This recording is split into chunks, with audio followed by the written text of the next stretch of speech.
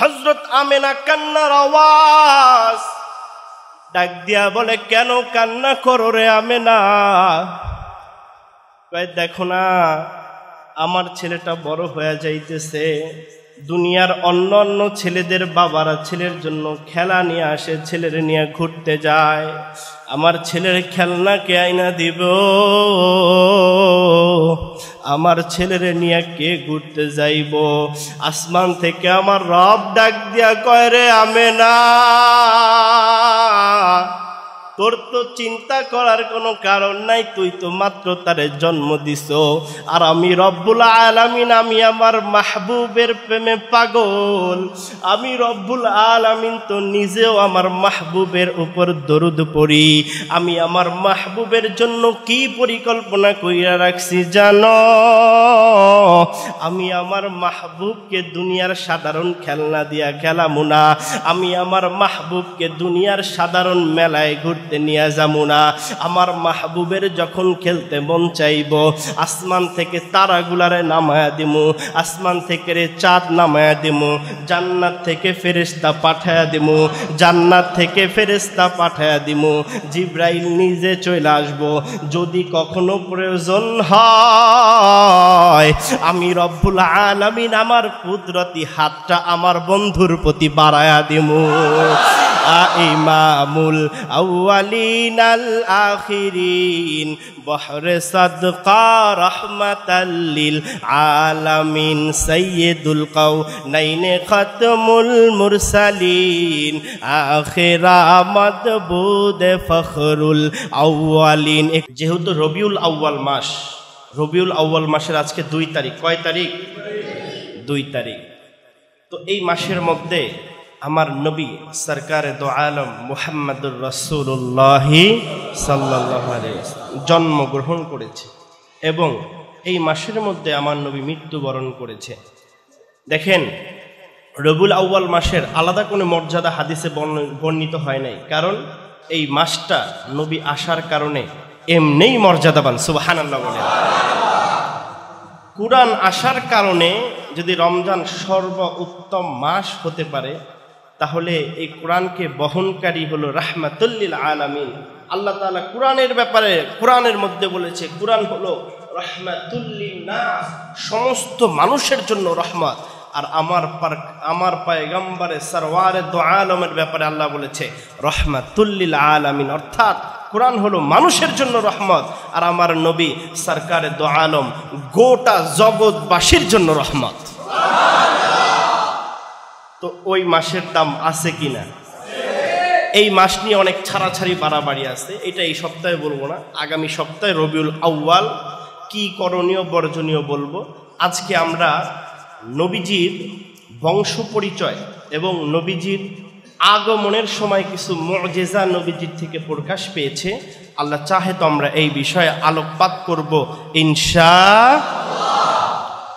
Reference ছাড়া কথা হবে না ইনশাআল্লাহ। শুরুতেই দেখেন, আমার আপনার নবী সাল্লাল্লাহু আলাইহি ওয়াসাল্লাম মুসলিম শরীফ হাদিস নাম্বার 5832, এই হাদিসের মধ্যে নবীজি বলে, ইন্নাল্লাহা আস্তাফা কিনানাতা মিন ওয়ালাদি ইসমাঈল। হযরত ইব্রাহিম আলাইহিস সালামের সন্তান ইসমাঈল, আল্লাহর নবী বলে হযরত ইসমাঈল আলাইহিস সালাম থেকে আল্লাহ তাআলা কিনানা নামক লোককে তার জাতির অন্তর্ভুক্ত করেছে। আস্তাফা কুরাইশাম মিন কিনানা, আর কিনানা থেকে কুরাইশ গোত্রকে আল্লাহ তাআলা বাছাই করেছেন। ওয়াস্তাফা কুরাইশিম মিন বনি হাশিম, আর কুরাইশ গোত্র থেকে বনি হাশিমকে আল্লাহ তাআলা বাছাই করেছে। ওয়াস্তাফানি মিন বনি হাশিম উম্মাত, আর আমি নবী সরকারে দো আলমকে পৃথিবীর সবচেয়ে উত্তম সর্বশ্রেষ্ঠ মজলিস, সর্বশ্রেষ্ঠ জাতি মুহাম্মাদুর রাসূলুল্লাহকে সর্বশ্রেষ্ঠ গোত্র বংশ, সর্বশ্রেষ্ঠ পরিবারের জন্য আমার আল্লাহ বাছাই করেছে।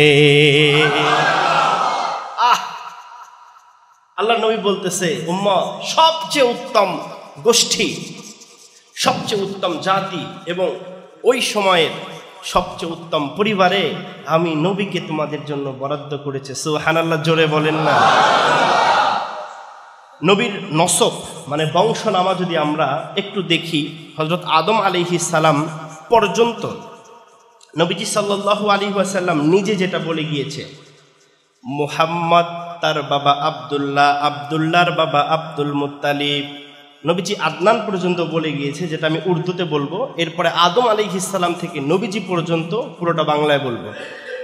মুহাম্মদ বিন আব্দুল্লাহ বিন আব্দুল মুত্তালিব বিন হাশেম বিন আব্দে মানাব বিন কুসাই বিন কিলাব বিন মুর্রা বিন কাব বিন লুয়াই বিন গালেব বিন ফিহির বিন মালিক বিন নজর বিন কেনানা বিন খুজাইবা বিন মুদ্রিকা বিন ইলিয়াস বিন মুজার বিন নজর বিন মাআদ বিন আদনান। এতটুকু নবীজি নিজে বলেছে। এই আদনান থেকে নিয়ে হযরত আদম আলাইহিস সালাম পর্যন্ত এটা গবেষণা করে বের করেছে। দেখেন, মনোযোগ দিয়ে শুনতে হবে তো, হ্যাঁ। হযরত আদম আলাইহিস সালামের ছেলে হলো হযরত শীস আলাইহিস সালাম। হযরত শীস আলাইহিস সালাতু ওয়াসসালামের ছেলে হলো আনুশ। আনুশের বেটা কিনান, কিনানের বেটা মাহলাইন, মাহলাইনের বেটা ইয়ারুদ, ইয়ারুদের বেটা হযরত ইদ্রিস আলাইহিস সালাম। ইদ্রিস আলাইহিস সালামের বেটা মুতাশালে, মুতাশালের বেটা মালাক, মালাকের বেটা নুহু, নুহুর বেটা শাম, শামের বেটা আরফাকশাস, আরফাকশের বেটা সালেত, সালেতের বেটা আবের, আবেরের বেটা ফালেহ, ফালের বেটা রাউ, রাউয়ের বেটা শারুজ, শারুজের বেটা নাহুর, নাহুর বেটা আজর, আজরের বেটা হযরত ইব্রাহিম আলাইহিস সালাম। সুবহানাল্লাহ, জোরে বললেন না। ইব্রাহিম আলাইহিস সালামের বেটা ইসমাইল আলাইহিস সালাম, ইসমাইল আলাইহিস সালামের বেটা কাইদার, কাইদারের বেটা এরাম, এরামের বেটা আওআহ, আরা, আওআর বেটা মুজি, মুজাইর বেটা সুমাই, সুমাইর বেটা নাহির, নাহিরের বেটা মুকশির, মুকশিরের বেটা আইহাম, আইহামের বেটা আফনাত, আফনাতের বেটা আইসার, আইসারের বেটা জিশুন, জিশুনের বেটা আইম, আইমের বেটা আরওয়া, আরওয়ার বেটা ইয়ালহান, ইয়ালহান বেটা ইয়াজুন, ইয়াজুনের বেটা ইয়াসরিব, ইয়াসরিবের বেটা হামদান, হামদানের বেটা আদওয়া, আদওয়ার বেটা উবাইদ, উবাইদের বেটা আবকার, আবকারের বেটা আইস, আইসের বেটা মাখি, মাখির বেটা নাহিস, নাহিসের বেটা জাহিম, জাহিমের বেটা তারিখ, তারিখের বেটা ইমাদলাব, ইমাদলাদের বেটা বালদাস, বালদাসের বেটা হেজা, হেজার বেটা নাশিদ, নাশিদের বেটা আওয়াম, আওয়ামের বেটা উবাই, উবাইয়ের বেটা কৌয়াল, কৌয়ালের বেটা বুজ, বুজের বেটা আউস, আউসের বেটা সালামান, সালামানের বেটা হামিয়াসা, হামিয়াসের বেটা আদ, আদের বেটা আদনান, আদনানের বেটা মাআদ, মাআদের বেটা নজর, নজরের বেটা মুজার, মুজারের বেটা ইলিয়াস, ইলিয়াসের বেটা মুদ্রিকা, মুদ্রিকার বেটা খুজাইমা, খুজাইমার বেটা কেনানা, খুজাইনা, কেনানার বেটা নাজর, নাজর বেটা মালিক, মালিকের বেটা কুরাইশ, কুরাইশের বেটা গালিব, গালিবের বেটা লুয়াই, লুয়াইয়ের বেটা কাব, কাবের বেটা মুর্রা, মুর্রার বেটা কিলাব, কিলাবের বেটা কুসাই, কুসাইয়ের বেটা আব্দে মানাফ, আব্দে মানাফের বেটা হাশেম, হাশেমের বেটা আব্দুল মুত্তালিব, আব্দুল মুত্তালিবের বেটা আব্দুল্লাহ, আব্দুল্লাহর বেটা কুল কায়নাতের সরদার মুহাম্মাদুর রাসূলুল্লাহ। আর একটু জোরে হবে আল্লাহু আকবার। মুহাম্মাদের নাম জপেছিলি বুলবুলি তুই আগে, তাই কি রে তোর কণ্ঠেরি গান, বলেন না, তাই কি রে তোর কণ্ঠেরি গান এমন মধুর লাগে। আল্লাহু আকবার। এটা হলো নবীজির বংশনামা। নবীজি যখন দুনিয়ার মধ্যে আসলেন, এই বংশের উপর ভিত্তি করে পৃথিবীর সর্বশ্রেষ্ঠ বংশের মধ্যে যখন আমার নবী, আপনার নবী মুহাম্মাদুর রাসূলুল্লাহ আসলেন, নবীজির পিতা, নবীজি গর্ভে তখন 6 মাস অথবা 8 মাস, কেউ কেউ বলেন 4 মাস। নবীজির পিতা আব্দুল্লাহ মদিনার মধ্যে ব্যবসা করতে যায়। ব্যবসা করতে যাওয়ার পরে সেইখানে অসুস্থ হয়ে মারা পড়ে যায়। নবীজির মাও কান্দে, নবীজির দাদাও কান্দে। একটু সুবহানাল্লাহ বলেন না। আচ্ছা বলেন তো, এখানে আল্লাহর কোনো খেলা আছে নাকি? এই যে আব্দুল্লাহ যখন মারা গেল, নবীজির পিতা মারা যাওয়ার পরে নবীজির মাতার বড় কষ্ট, কান্না করতেছে আর বলতেছে, রব এই একদম অল্প বয়সেই বিধবা করে দিলা। হতাশ হয়ে কান্নার ঝুলি যখন ছেড়ে দিল, আল্লাহ পাক ডাক দিয়া বলে, আমেনা কেন তুমি হতাশ হচ্ছ? আমেনা কান্দে আর কয়, হায় আব্দুল্লাহ, যার ধনে ধন্য এ জাহান, সুখ দিল না এ ললাটে, এ কেমন বিধান। আমেনা চিৎকার দিয়ে আর কান্দে আর বলে, এ কি জ্বালা স্বামী হারা শোকে, বলো বলো নবজাতক আসবে সহে কি এ বুকে। আল্লাহ ফেরেশতার মাধ্যমে আমেনার কানে কানে আওয়াজ পৌঁছায় দিতে বলে, আমেনা রে,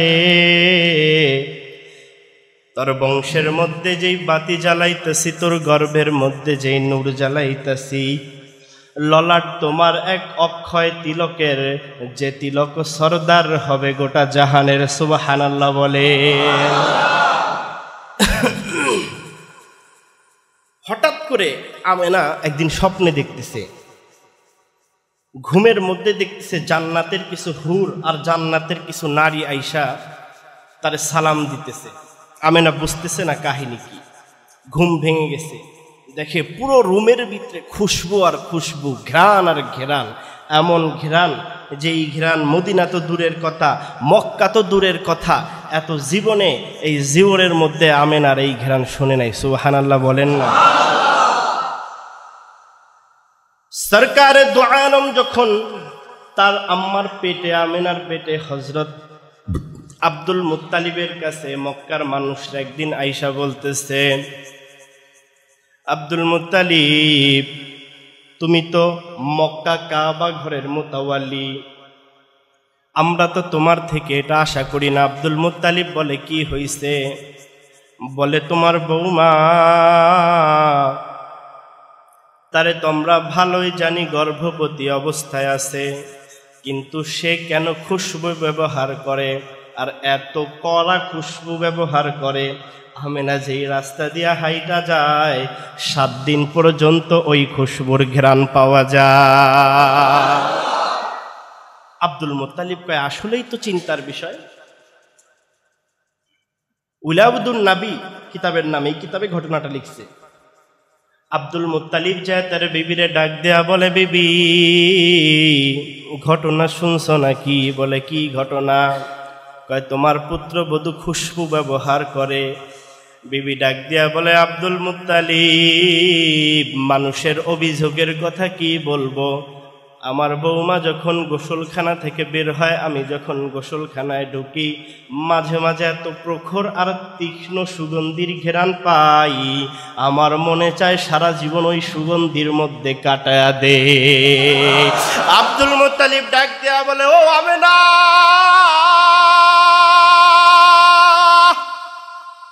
নারী মানুষ, বধূ মানুষ, মক্কার মুতাওয়াল্লির ছেলের জামাই, তোমার পেটের মধ্যে সন্তান, কেন কেন কেন গো তুমি খুশবু ব্যবহার করো? আমেনা 2 চোখের পানি ছেড়া দিয়া বলে, বাবা, খুশবু তো আমি লাগাই না, খুশবু আমার পেটের সন্তানের। সুবহানাল্লাহ বলে। কয়, বাবা, এই সন্তান যেই দিন থেকে পেটের মধ্যে আসছে, ওই দিন থেকে আমি ঘুমাইতে গেলে আমার নাকের মধ্যে এত চমৎকার একটা সুঘ্রাণ আসে। বাবা গো, যেই সুঘ্রাণের গন্ধ, আমার এই নাক কেন, আমার তো মনে হয় পৃথিবীর নাক কোনোদিন এই সুঘ্রাণের গন্ধ পায় নাই। বাবা, তোমার নাতি যেদিন থেকে আমার গর্ভের মধ্যে গো বাবা,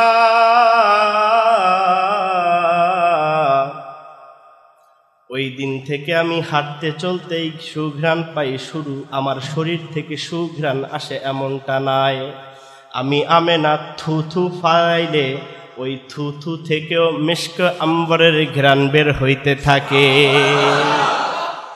একদল বলে, আমরা কওমি ওলামা ইকরাম নাকি নবীজির মিলাদ জানি না। এখন থেকে শুরু করে যদি নবীজির মিলাদ বর্ণনা শুরু করি, এমন এমন কিতাব থেকে নবীজির মিলাদ বলবো, আর এমন এমন শব্দ দিয়ে বলবো, যারা আমাদের উপরে এসব তোহমাত দেয়, ওর 14 গোষ্ঠী ওই শব্দ শুনে নাই। অহংকার না, অহংকার না, শুকরিয়াকে আদায় করে বলতেছি। এগুলো জানার দরকার আছে আপনাদের। তারা মিলাদ নামে আল্লাহুম্মা সাল্লি আলা, থামেন, পড়া শুরু করে দিন না, আগে বুঝেন কি বুঝাইতে চাইতেছি। মিলাদ নামে তারা এগুলো পড়ে, এই আগে বুঝবেন, ভুল বুঝবেন না। আমি কিন্তু তাদেরকে খারাপ বলতেছি না, এগুলো পড়া যাবে না, এটাও আমি ফতোয়া দিচ্ছি না। তো বলতেছি, বুঝাচ্ছি, ওইটা মিলাদ নয়, ওইটা হলো দুরুদ শরীফ, নবীজির উপরে দুরুদ। আর পৃথিবীর সর্বোত্তম দুরুদ যেটা হাদিসে আসছে, আমরা যেটা পড়ি আল্লাহুম্মা সাল্লি আলা মুহাম্মাদি ওয়া আলা আলি মুহাম্মাদ, এই দুরুদ পড়লে সওয়াব আছে। এটা নিয়ে তো আমি প্রতি সপ্তাহেই বলি।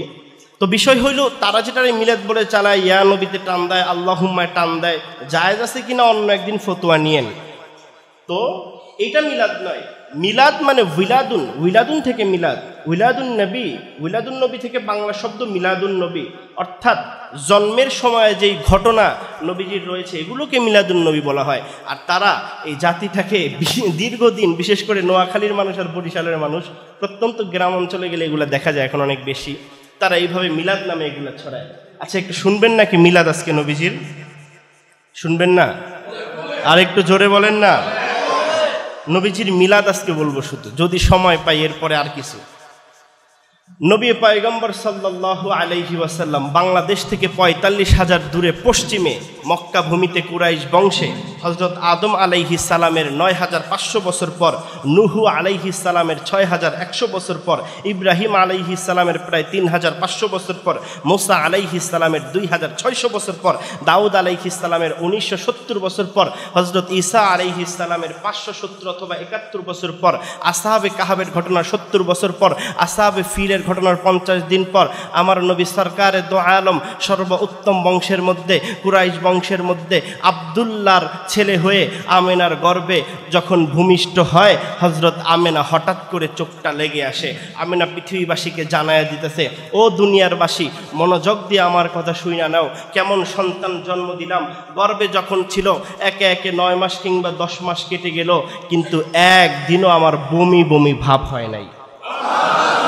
আমার পেটের মধ্যে একটা সন্তান ছিল, আমি দেখছি ৩ মাস হইলে পেটের মধ্যে বড় হয়ে যায় পেট, ৭ মাসের সময় আরও বড় হয়ে যায়, ব্যথা হয়, রক্তক্ষরণ হয়, চিৎকার দিয়ে স্বামীকে ডাক দিয়া বলে, রে স্বামী, জীবনের সমস্ত কিছু মাফ করে দাও, হয়তো আর বাঁচবো না, খোদার কসম করে দুনিয়ার মানুষ তোমাদেরকে শোনায়া যায়, আমি আমেনার পেটের ভিতরে মোহাম্মদ ছিল, একদিন কেন ১ সেকেন্ড আমার মনে হয় নাই আমার পেটটা ভারী হয়ে আছে। বলতেছে, একদিন ঘুমায়া রইছি, স্বপ্নের মধ্যে কে যেন আয়েশা বলে, আমেনা, তোর যে সন্তান আসতেছে দুনিয়ার কোনো সাধারণ সন্তান না, আকাশ থেকে আল্লাহ অটোমেটিক নামটা চয়েস করে দিছে, নামটা রাখবি মুহাম্মদ জমিনের মধ্যে, আর আমার আল্লাহ যদি কখনো মায়া মায়া দিয়ে ডাকবে আহমদ। সুবহানাল্লাহ বলেন। যখন নবীজির আম্মা হঠাৎ গর্ভ হবে, তখন গর্ভ থেকে যখন নবীজি আসবেন, ভূমিষ্ঠ হবেন, চোখটা লেগে আসছে, ঘুমায় আসছে, দুনিয়ার জগৎবাসীকে জানায়া দিতেছে। আমি যখন ঘুমায়া গেলাম, দেখি আমার চারপাশে ৪ জন সুন্দরী জান্নাতি নারী দাঁড়ায় আছে, আর আমার ঘরের থেকে নিয়ে আসমান পর্যন্ত ফেরেশতারা বেষ্টনী দিয়ে ঘেরাও করে ফেলছে। আমি বললাম, মান আনতুম, তোমরা কারা, কোত্থেকে এসেছো তোমরা? তাদের একজন ডাক দিয়া বলে, আমি হযরত আদম আলাইহিস সালামের স্ত্রী বিবি হাওয়া। দ্বিতীয়জন ডাক দিয়া বলে, রে আমেনা, আমি হলাম হযরত ইব্রাহিম আলাইহিস সালামের স্ত্রী বিবি সারা। সুবহানাল্লাহ বলেন। অথবা বিবি হাজেরা। আরেকজন ডাক দিয়া বলে, আমেনা, আমি হইলাম ওই শয়তান নরপিশাচ ফেরাউনের স্ত্রী জান্নাতি নারী বিবি আসিয়া। সুবহানাল্লাহ বলে। আরেকজন ডাক দিয়া বলে, ও আমেনা, আমি হইলাম হযরত ঈসা আলাইহিস সালামের আম্মা মারিয়াম আলাইহিস সালাম। আমেনা ভয় পেয়ে গেল, জান্নাতের নারী, এত বড় বড় মহিষিয়া নারী, আপনারা কেন আমার কাছে আসছেন? বিবি হাজেরা উত্তর দিয়া বলে, রে আমেনা, আমার আল্লাহ, আমার আল্লাহ, আমার আল্লাহ, আমার আল্লাহ বিশ্ব নবীর আগমন উপলক্ষে মেডিকেল টিম বানায়া আমাদেরকে তোমার কাছে পাঠায়া দিছে। আল্লাহু আকবার বলেন জোরে, আল্লাহু আকবার। কি প্যারা নবী, কে আসতেছে দুনিয়ার মধ্যে। নবীজি এখনো ভূমিষ্ঠ হয় নাই, আসছে। হঠাৎ করে আমেনার কানে কান্নার আওয়াজ গেল। আমেনা চোখটা খুলে ফেললো। চোখটা খুলতে দেরি, দেখে 14 তারিখের পূর্ণিমার চাঁদ, ফুটফুটে একটা সন্তান সোফিয়ার কোলের মধ্যে বসে আছে। আমেনা চোখ খুলে ডাক দিয়া বলে, এইটাকে? সোফিয়া হাসি দিয়া বলে, এইটা চিনেন নাই? মাত্রই তো ভূমিষ্ঠ করলেন। সুবহানাল্লাহ বলেন না। আমেনা বলতেছে আমি ভূমিষ্ঠ করলাম। ভূমিষ্ঠ করলাম তো করলাম, রক্ত কোথায়, ময়লা কোথায়, ব্যথা কোথায়? সোফিয়া ডাক দিয়া বলে, রে আমেনা, শুধু এইটুকুই নয়, যখন এই সন্তানটারে আমি এই গর্ভ থেকে বের করলাম, আমি সন্তানটারে যখন ধোয়াইতে পোছাইতে রক্ত পরিষ্কার করতে যাব, আসমান থেকে কে যেন ডাক দিয়া বলে, রে সোফিয়া, এই সন্তানরে ধোয়ানোর প্রয়োজন নাই, এই সন্তানরে গোসল করানোর প্রয়োজন নাই, এই সন্তানকে পরিষ্কার করার প্রয়োজন নাই। আমার আল্লাহ হাউজে কাউসারের পানি দিয়া এই মুহাম্মাদুর রাসূলুল্লাহরে গোসল করায়া পরিষ্কার কইরা দিছে। আমেনা ডাক দিয়া বলতেছে, জগৎবাসী শোনো শোনো। সোফিয়া তৈরি হয়ে গেল, নার কেটে সন্তান থেকে মাকে আলাদা করবে। আসমান থেকে গাইবি আওয়াজ দিয়া বলে, রে সোফিয়া, এই সন্তানের নার কাটার কোনো প্রয়োজন নাই, কারণ এই সন্তান মার গর্ভে বৈশা নার দিয়া পচা রক্ত খায় নাই।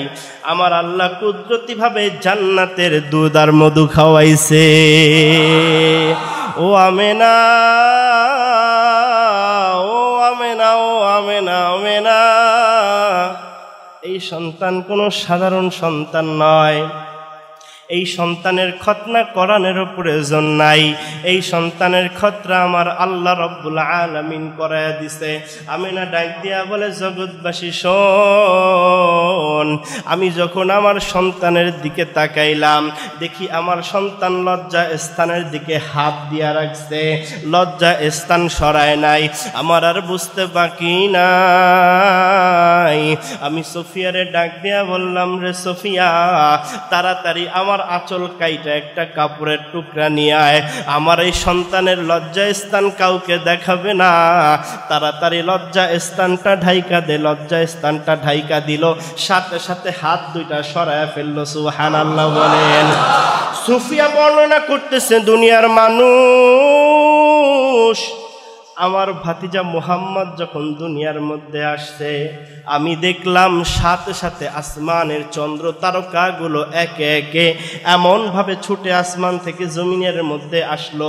আমি ভাবছিলাম এখনই এগুলো আমার ভাতিজার গায়ে পড়বে, আমি ভয় পেয়ে গেলাম। দেখি না না, চন্দ্র আর তারকাগুলো আসমান থেকে আমার ঘরের সামনে আইসা আমার ভাতিজার আঙ্গুলের ইশারায় লড়াচড়া করতেছে। আরো শুনবেন? আরো বলবো নাকি? সোফিয়া ডাক দিয়া বলতেছে, জগতের মানুষ শোনো, আমার সন্তান, আমার ভাতিজা যখন দুনিয়ার মধ্যে আসছে, এখন ভূমিষ্ঠ হইল, আমি দেখি মাথাটারে নোয়ায়া হাত দুইটারে সেজদার মতো দিয়া রাখছে, আর মুখে কি যেন বলতেছে। হঠাৎ করে মাথাটা উঠায়া আকাশের দিকে তাকাইলো। আকাশের দিকে তাকাইতে দেরি হইতে পারে গো উম্মত, আমার সন্তান তাকাইতে দেরি হইতে পারে। এত আলোয় আলোকিত হয়ে গেল জগৎটা। সিরিয়ার দামেস্কের মসজিদটা আমার চোখের সামনে ভেসে উঠল। কয় বুঝলাম না, আমার সন্তান সেজদার মধ্যে কি যেন গুনগুন করে পড়ছে, সেজদা থেকে উঠে আসমানের দিকে তাকায় গুনগুন করতেছে। আমি আমেনা পাগল হইয়া কানের সামনে নিরাম মুখটাকে দেখি, আমার সন্তান বলে, ইয়া হাবলি উম্মতি, ইয়া হাবলি উম্মতি। সুবহানাল্লাহ বলে। ও যুবক, পা দুইটা বাড়া দে, পাও দুইটা ধইরা বইলা যাই, শোন, তুমি মেসির গোল নিয়ে ডিসকাশন করো, তুমি সাকিব আল হাসানের ছক্কার ম্যাচ জিতা হারা নিয়ে ডিসিশন করো, অথচ তোর সরকারে দো আলমের জীবনীটা একবার খুইলা পইরা দেখলি না? তোর নবী জন্ম যখন হইল, ওই যে পারস্যের মধ্যে অগ্নি পূজা চলতেছিল, যেই অগ্নি পূজার আগুন 1000 বছর পর্যন্ত তারা জ্বালায়া রাখছিল, ওই অগ্নি পূজার আগুন 1000 বছর পর্যন্ত জ্বলছে। 1000 বছর পর্যন্ত ওই আগুন জ্বলতে জ্বলতে এত বিকট হয়ে গেছে, তারা ওই আগুনের পূজা করত, মনে করত এই আগুন সবচেয়ে বড় খোদা। আল্লাহর নবী দুনিয়াতে যখন ভূমিষ্ঠ হইছে, সাথে সাথে 1000 বছরের প্রজ্বলিত আগুন আল্লাহ নিভায়া দিছে। আজকে তুমি কাফের পারস্য ফ্রান্স আমেরিকাকে ফলো করো, আর তোমার নবী যখন দুনিয়ার মধ্যে আসছে তৎকালীন সময়ে সবচেয়ে বড় পরাশক্তি পারস্যের 14টা গম্বুজ আমার আল্লাহ ভূমিকম্প দিয়া ভেঙে দিয়েছে। আজকে তুমি বিভিন্ন পরাশক্তিকে সমীহ করে চলো, আজকে তোমার মুখে ইসলাম নাই, তুমি ইংরেজের জিঞ্জির ভেদ করে এখনো বের হইতে পারো নাই। আব্বুজি দিলের কানটা শুইনা রাখ, দিলের কানটা খুলে শুইনা রাখ। আব্বুজি পায়ে হাত দেয়া বলে যাই, তোর নবী যখন দুনিয়ার মধ্যে আসছে ওই যে পারস্য শহরের মধ্যে একটা পানি ছিল, নদী ছিল, যেই নদের মধ্যে অগ্নি পূজকরা ওই পানিতে তাদের পূজা করত।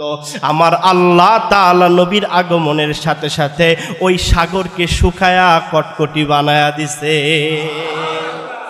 হযরত নবী আকরাম সাল্লাল্লাহু আলাইহি ওয়াসাল্লাম দুনিয়ায় আসতে দেরি হয়েছে। দুনিয়া থেকে সমস্ত অগ্নি পূজক আর সমস্ত কাফেরদেরকে আমার আল্লাহ সিগন্যাল দিয়া দিছে। আমেনা বর্ণনা করে, হঠাৎ করে দেখি আমার ঘরটা কুয়াশায় আচ্ছাদিত হয়ে গেছে, আমি কিছু দেখতে পাচ্ছি না। আসমান থেকে কে যেন আওয়াজ দিয়া বলে, নবী মুহাম্মদ দুনিয়ার মধ্যে আসছে, তারে নিয়ে দুনিয়াটার মধ্যে একটা চক্কর লাগায়া দাও, জানি কিছুক্ষণ পরে কোনো জাতি থেকে, কোনো জিন থেকে, কোনো দুর্বলতা থেকে বলতে না পারে আমরা নবী মুহাম্মদকে চিনি না। আল্লাহর কুদরতে হযরত জিবরাইল আলাইহিস সালাম নবীজিকে নিয়া পুরা বিশ্বের মধ্যে একটা চক্কর লাগায়া দিল। বিশ্বের সমস্ত গাছ থেকে, পাহাড় থেকে, পাথর পর্যন্ত আমার নবীজির সম্মানে দরুদ আর সালাম পড়তে লাগলো। ত্রিভুবনের প্রিয় মুহাম্মদ, পড়েন না, ত্রিভুবনের প্রিয় মুহাম্মদ এলো রে দুনিয়ায়, রে সাগর আকাশ বাতাস দেখবি যদি আয়, রে সাগর আকাশ বাতাস দেখবি যদি আয়। দেখ আমি না মায়ের কোলে দোলে শিশু ইসলাম দোলে, দেখ আমি না মায়ের কোলে দোলে শিশু ইসলাম দোলে, কচি মুখে শাহাদাতের, কচি মুখে শাহাদাতের বাণী সে শোনায়, রে সাগর দেখবি যদি আয়, রে সাগর আকাশ বাতাস দেখবি যদি আয়। একটু কণ্ঠ ছেড়ে হবে আল্লাহু আকবার। নবী করিম সাল্লাল্লাহু আলাইহি ওয়াসাল্লাম দুনিয়ার মধ্যে আসলেন। হযরত আমেনা কান্নার আওয়াজ, ডাক দিয়া বলে, কেন কান্না করো রে আমেনা? দেখো না আমার ছেলেটা বড় হয়ে যাইতেছে, দুনিয়ার অন্য অন্য ছেলেদের বাবারা ছেলের জন্য খেলা নিয়ে আসে, ছেলের নিয়ে ঘুরতে যায়, আমার ছেলের খেলনা কে আইনা দিব? আমার ছেলের নিয়ে কে ঘুরতে যাইব? আসমান থেকে আমার রব ডাক দিয়া কয়, রে আমেনা তোর তো চিন্তা করার কোনো কারণ নাই, তুই তো মাত্র তারে জন্ম দিছ, আর আমি রব্বুল আলামিন, আমি আমার মাহবুবের প্রেমে পাগল, আমি রব্বুল আলামিন তো নিজেও আমার মাহবুবের উপর দরুদ পড়ি। আমি আমার মাহবুবের জন্য কি পরিকল্পনা কইরা রাখছি জানো? আমি আমার মাহবুবকে দুনিয়ার সাধারণ খেলনা দিয়া খেলামু না, আমি আমার মাহবুবকে দুনিয়ার সাধারণ মেলায় ঘুরতে নিয়ে যাবো না। আমার মাহবুবের যখন খেলতে মন চাইব, আসমান থেকে তারাগুলারে নামায়া দিমু, আসমান থেকে রে চাঁদ নামায়া দিমু, জান্নাত থেকে ফেরেশতা পাঠায়া দিমু, জান্নাত থেকে ফেরেশতা পাঠায়া দিমু, জিবরাইল নিজে চলে আসবো। যদি কখনো প্রয়োজন হয় আমি রব্বুল আলামিন আমার কুদরতি হাতটা আমার বন্ধুর প্রতি বাড়ায়া দিমু। ইমামুল আউয়ালিনাল আখিরিন বহরে সাদকা রাহমাতাল লিল আলামিন সাইয়্যিদুল কাউনাইন খাতমুল মুরসালিন আখিরা মাদবুদ ফখরুল আউয়ালিন। একটু কণ্ঠ ছেড়ে হবে আল্লাহু আকবার।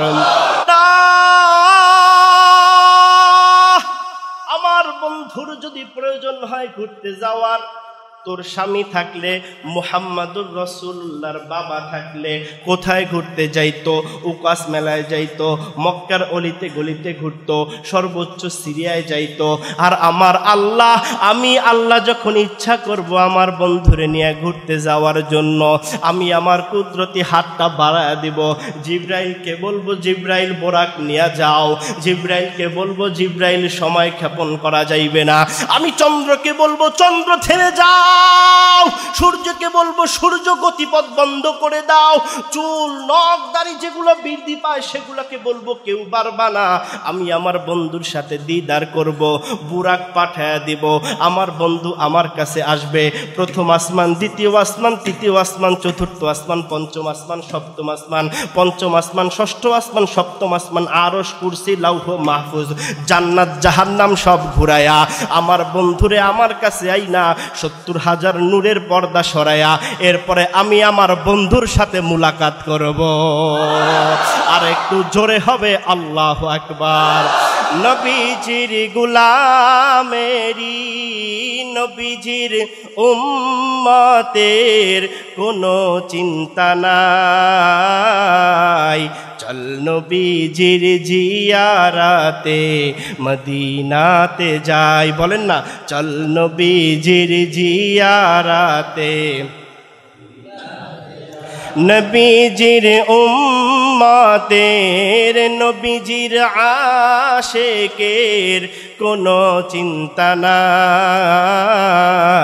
চল নবীজির জান্নাতে মদিনাতে যাই। চল নবীজির জান্নাতে। কে কে যাবে মদিনা?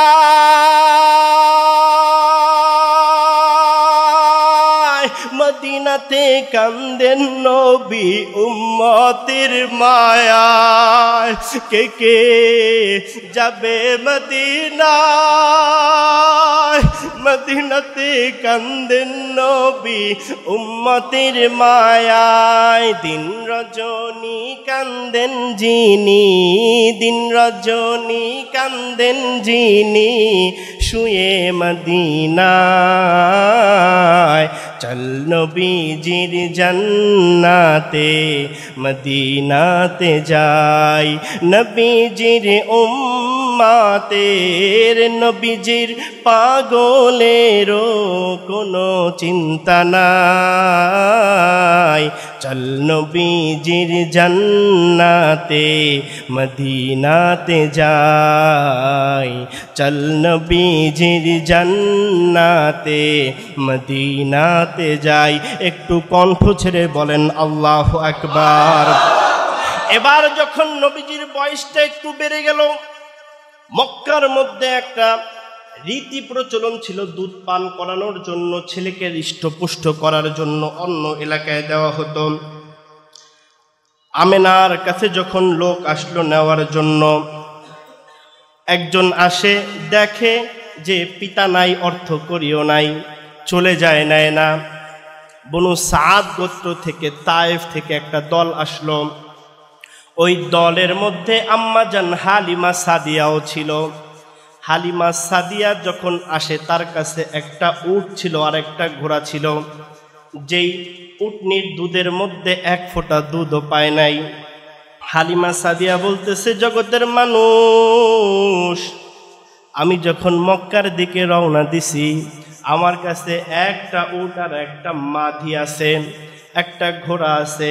আমার উটনির মধ্যে কোনো দুধ নাই, আমার ঘোড়া কঙ্কাল শরীর, চলে তো চলে না।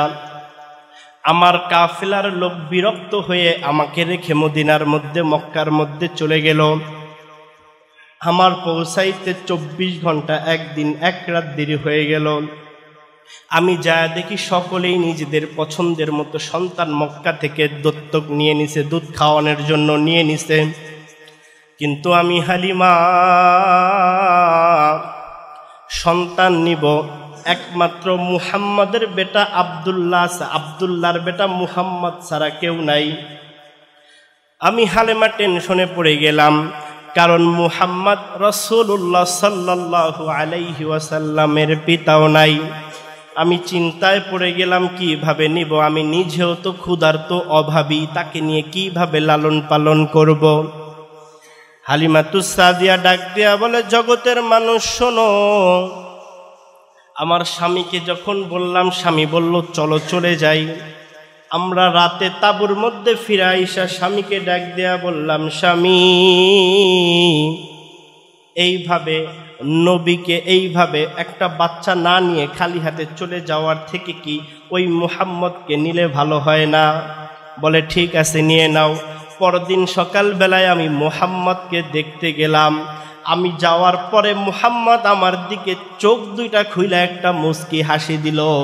আমার মনে হইল এই জগতে এর চেয়ে সুন্দর মানুষ আর নাই। আমেনা ডাক দিয়া বলে, রে হালিমা, তুমি তো তায়েফের মধ্যে থাকো, তোমার কাছে মনে হইল এর চেয়ে আর সুন্দর মানুষ নাই। আমি তো মক্কার মধ্যে থাকি, কত মানুষ দেখি, কত শিশু দেখি। আমি আমিনার মনোবলে এর থেকে আর সুন্দর মানুষ পৃথিবীর মধ্যে নাই। আব্দুল মুত্তালিব পাশ থেকে ডাক দিয়া বলে, ও কন্যারা, আমি তো সিরিয়ায় যাই, দামেস্কে যাই, বিভিন্ন অঞ্চলগুলো ঘুরি। আমি তো মক্কার মুতাওয়াল্লি, কত মানুষ হজ করতে আসে আমার কাছে, বাচ্চা নিয়ে আসে ঝাড়ফুঁক করাইতে। আমি তো লক্ষ লক্ষ বাচ্চা দেখি। আমি তোমাদেরকে বলে দিচ্ছি, আমি আব্দুল মুত্তালিবের চোখের দৃষ্টিতে এখন পর্যন্ত মুহাম্মদের চেয়ে সুন্দর উত্তম বাচ্চা সামনে পড়ে না। আল্লাহ তাআলা জিব্রাইলকে ডাক দিয়া পাঠিয়ে দিছে। জিব্রাইল বলতেছে, আব্দুল মুত্তালিব, তুমি তো সামান্য আরব ভূখণ্ডে থাকো। আমি আদমকে দেখছি, ইব্রাহিমকে দেখছি, নূহকে দেখছি, ইসমাইলকে দেখছি, ইউসুফকে দেখছি, ঈসাকে দেখছি, হাজার হাজার সন্তান দেখছি। পুরো পৃথিবীর মধ্যে ঘুরি, ফেরেশতাদেরকে দেখছি, জিনদেরকে দেখছি। আমি জিব্রাইল সাক্ষ্য দিতেছি, মুহাম্মদের থেকে জীবনে কোনোদিন সুন্দর সন্তান দেখি নাই। আমার আল্লাহ ডাক দিয়া বলে, ও জিব্রাইল, কিভাবে তুমি সুন্দর সন্তান দেখবা? কারণ আমি আল্লাহ মুহাম্মাদের চেয়ে কোনো সুন্দর সন্তান এই পৃথিবীর মধ্যে বানাই নাই। একটু কণ্ঠ ছেড়ে হবে আল্লাহু আকবার। এবার হালিমাতুস সাদিয়া বুকের মধ্যে জড়ায়া আমার আপনার নবীকে দুধ মাতা হিসাবে নিয়ে আসছে। হালিমা সাদিয়া বর্ণনা করতেছেন, আমার নবীকে নিয়ে যখন তাঁবুর মধ্যে চলে আসছে, আমার নবী আনার সাথে সাথে তার বুকের ওলানের মধ্যে দুধ ছিল না, তার ছেলেকে সে দুধ খাওয়াইতে পারত না। কিন্তু মুহাম্মদকে তাঁবুতে আনার সাথে সাথে মুহাম্মাদুর রাসূলুল্লাহর বরকতে তার ওলানের মধ্যে ভরপুর দুধ হয়ে গেছে। হালিমাতুস সাদিয়া বলতেছে, রে জগতের মানুষ, আমি মুহাম্মদকে আনার পরে আমার যেই গাধী উট দিত না, দুধ দিত না, আমার যেই উষ্টি দুধ দিত না, আমার স্বামী দুধ ওলান করতে গেলে ওই হৃষ্টপুষ্ট ওই ক্যাঙ্গারু একদম চিকনা হ্যাংলা উষ্টি আর গাধীটার ওলানের মধ্যে আমার আল্লাহ এত দুধ দিল, শুধু নিজেরা খায় পরিতৃপ্ত হইলাম না, আশেপাশে অন্য অন্য তাবুদের মধ্যে বিতরণ করে দিলাম। হালিমা বলতেছে, দুনিয়ার মানুষ, মুহাম্মদকে নিয়ে যখন রওনা হইলাম তায়েফের দিকে, মুহাম্মদকে নিয়ে তায়েফের দিকে রওনা হয়ে গেলাম। মুহাম্মাদুর রাসূলুল্লাহ চলতেছে আমাদের সাথে। আসতে সময় আমার একদিন দেরি হয়েছে, যেই ঘোড়ার মধ্যে করে আসতে আল্লাহর রহম করমে মুহাম্মাদুর রাসূলুল্লাহর বরকতে ওই ঘোড়াটা তেজস্বীর ঘোড়ার মতো সকলকে ফালায়া যখন চলে যায়, আমার গোত্রের লোক ডাক দিয়া বলে, রে হালিমা, এই উটটা নিয়েই না তুমি যাওয়ার সময় গেছো, এই ঘোড়াটা নিয়েই না তুমি যাওয়ার সময় গেছো। আমি ডাক দিয়া বললাম, কসম আল্লাহর করে বলতেছি, এই উটনি নিয়েই গেছি, কি হইল আমি নিজেও জানি না। হালিমা ডাক দিয়া বলতেছে, আমি যখন আমার নবীকে নিয়ে যাই তখনই বুঝতে পারছিলাম কিছু একটা এর মধ্যে আছে। আমার বকরিগুলো আমি যেই জায়গায় চড়াই, আমার বকরিগুলো ঘরে আসার পরে দেখি বকরিগুলো হৃষ্টপুষ্ট হয়ে গেছে, বকরির ওলানের মধ্যে দুধের অভাব নাই। আমি নিজেদের চাহিদা পূরণ করার পরে দুধ বাজারে বিক্রি করে দেই। আমার আশেপাশের এলাকার মানুষগুলো পাগল হয়ে গেছে, কয় হালিমার গাভীগুলো, গরুগুলো, বকরিগুলো এত দুধ দেয়, এত হৃষ্টপুষ্ট, আমাদেরগুলো কেন নয়? তোমাদেরকে বলে দিচ্ছি, রাখালদেরকে মালিকগুলো বলে দেয়, হালিমার বকরির সাথে তোমরা বকরি চড়াইবা। হালিমার বকরির সাথে বকরি চড়ায়। দিন শেষে যখন হালিমার বকরি আর তাদের বকরি ঘরে ফিরে আসে, দেখে হালিমাতুস সাদিয়ার বকরির ওলানগুলো দুধে ভরা, দুধগুলো ওলানের মধ্যে দুধ দিয়ে পরিপূর্ণ, আর ওই বকরির মধ্যে সামান্য দুধ নাই। একটু আওয়াজ করে বলেন, এই কুদরতার বরকত কার জন্য? মুহাম্মাদুর রাসূলুল্লাহ। হালিমা বলে, এমন বরকতময় সন্তান আমি আনলাম, আমি আগে আসিলাম এই কাফেলার মধ্যে সবচেয়ে গরিব। মুহাম্মাদুর রাসূলুল্লাহর বরকতে আমার আল্লাহ সুবহানাহু তাআলা আমাকে এত এত এত দিল যে আমি গোটা কাফেলার মধ্যে সবচেয়ে ধনী ব্যক্তি হয়ে গেলাম। সুবহানাল্লাহ, আর একটু জোরে হবে। আল্লাহ তাআলা সূরা আলে ইমরান 81 নম্বর আয়াতের মধ্যে সমস্ত নবীদের থেকে ওয়াদা নেয়, যেমন সমস্ত মানুষকে আল্লাহ তাআলা সৃষ্টির আগে রূহ দেওয়ার সময় একত্রিত করেছিল, রূহ দেওয়ার পরে এরপরে জিজ্ঞাসা করেছিল, আলাস্তু বিরব্বিকুম, আমি কি তোমাদের রব নয়? আমরা বলেছিলাম বালা, হে আল্লাহ আপনি আমাদের রব। ঠিক এমনিভাবে ঠিক এমনিভাবে আম্বিয়াদের, নবীদের একটা এজলাস করে আল্লাহ, সমস্ত নবীদেরকে একত্রিত করে। একত্রিত করার পরে আমার আল্লাহ তাআলা ওয়াদা নেয়, মুহাম্মাদুর রাসূলুল্লাহ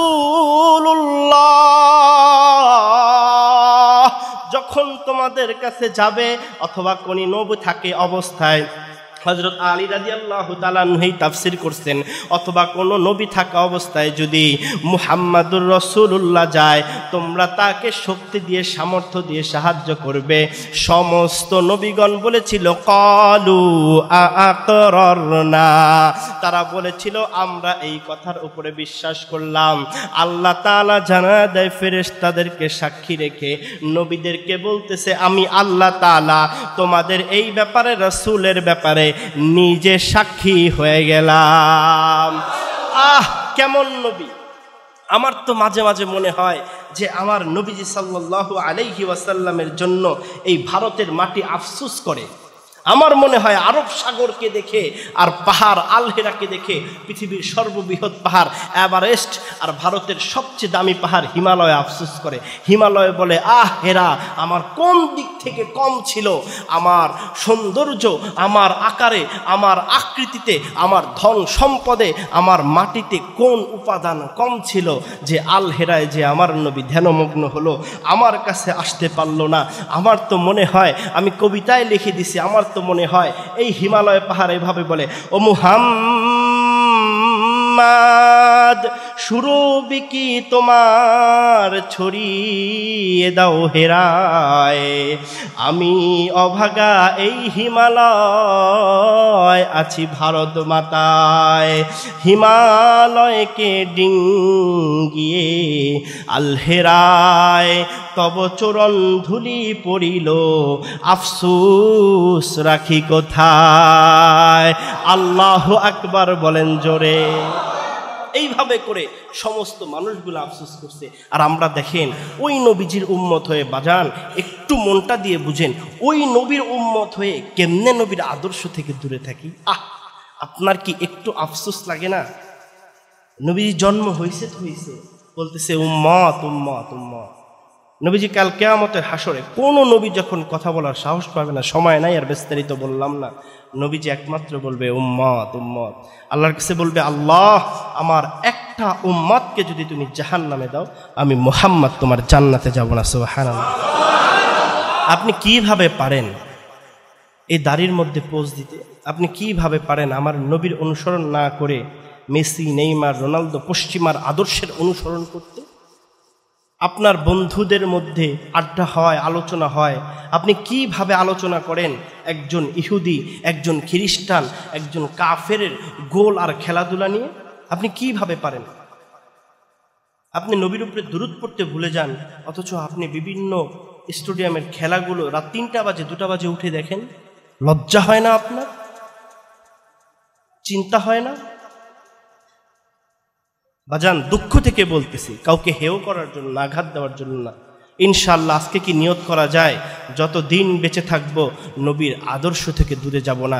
যদি খাটি দিলে তওবা করে নিয়ত করতে পারেন, আমার রবকে সাক্ষী রেখে দুটো হাত জাগিয়ে দেখিয়ে দেন।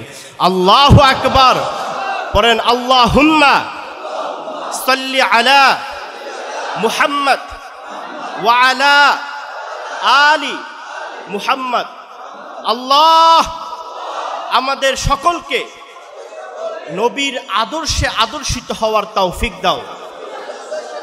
করেন আমিন। আল্লাহ সবাইকে কবুল করুক। ইনশাআল্লাহ আগামী সপ্তাহে আমরা মিলাদুন নবী নিয়ে স্পষ্ট ব্যাখ্যা করব। আল্লাহ যতটুকু আলোচনা হলো প্রথমে আমাকে, এরপরে আপনাদেরকে বুঝার এবং বুঝে আমল করার তৌফিক দান করুক। আসসালামু আলাইকুম ওয়া রাহমাতুল্লাহ।